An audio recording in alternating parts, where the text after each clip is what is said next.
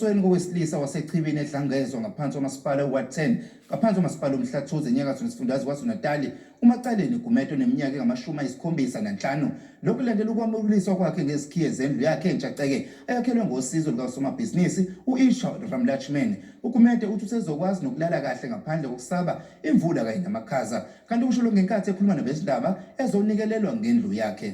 Ngemuva kokuba ithimba lezindaba libike ngesimo sikamkhulu obehlala ngaphansi kwaso kwavela umSamaria olungileyo wazibophezela ukumakhela indlu esesimeni.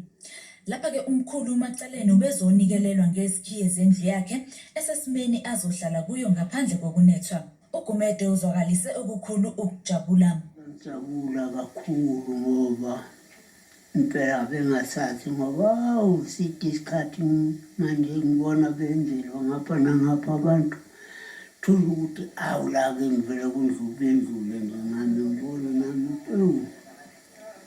hayi into engayenzi nakho lokho ngilala kukho nje loku ngicongobezela ngawo amasentelana engingathola kwahulumeni ngase ngincasa abantu-ke base benganzela-ke khona-ke njengoba ngithola ukuthi ngilale njengoba sekuqala ukunetha manje njengoba sekunetha njengapha emsamo ngizajabula kakhulu enhliziyweni yami nangithole nami. U-Ishwar ongusomabhizinisi nosophenduke umxazululi walabo abanezinkinga uveze ukuthi lokhu ukwenza ngothando nangokulandela kuSivananda owayekhuthaza isiko lokuphana.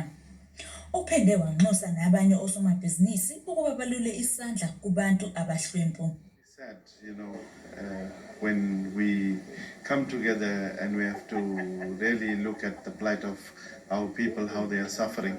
And for me, it is all a service to God, worshipping Him through serving humanity.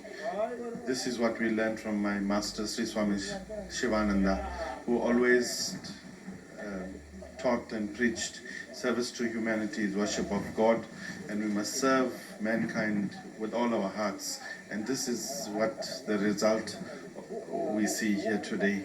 It is all the intervention of God, and I urge all business people, religious leaders to come on board to try and help the poor. Kanjalo-ke nalowo owahlaba ikhwela lokuba kusizwe umkhulu uzwakalise okukhulu ukubonga kwisiteshi sikamabonakude i1KZN TV kanjalo nakusomabhizinisi owakhe lendlu.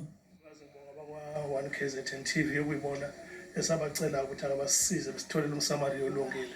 Then also thanks i1KZN TV to help us to expose everything to the community. Then sibonga nomnumzana Isho kuyena olekelele kakhulu ukuthi malibona lolu daba kwa1KZN ekwazi ukusukuma ezosiza njengomSamaria olungile. Sibonga kakhulu umnumzana Isho ngosizo lwakhe alwenzile within 48 hours wabe sebefika naye sezothembisa ukuthi inhliziyo yakhe nje besiyiphele namhla. Sibonga kakhulu.